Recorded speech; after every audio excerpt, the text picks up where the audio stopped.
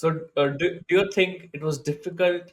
Do you think parenting was difficult back then, or it is now? I think it's pretty egocentric for any of us because to say that our time was harder, rah, right? Yeah. Which is kind of funny because about 3 weeks ago, my siblings and I, we took our kids we met in Slovenia. It was for most of us, it was our first trip, and so it was the first time to go to the space where the house where my dad grew up and the church that he went to and those things. But the reason why I tell you that, it was a funny aside because he didn't embellish too much, but we remember hearing the stories when we were kids about how hard he had it.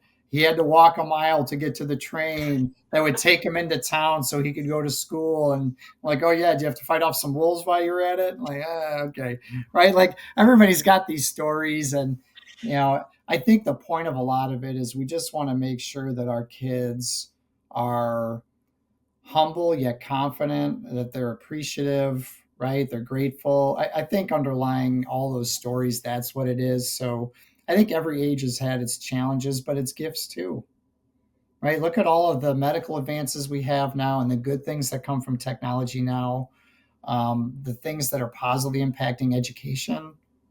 And my kids go to school and they all have a laptop, right?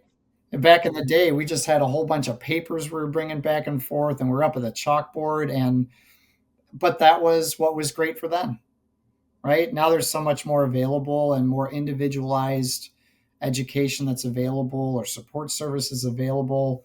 The things that are okay to talk about now that weren't back then, you just had to suffer, right? People that had dyslexia or emotional issues. So I think every stage has its own thing, good positives and challenges. And our opportunity again is to be able to be human with each other and look beyond the stuff that we would tend to want to alienate one another over, out of this false sense of I can only be okay if I'm better than you or safer than you or richer than you, or we got to get over this other business.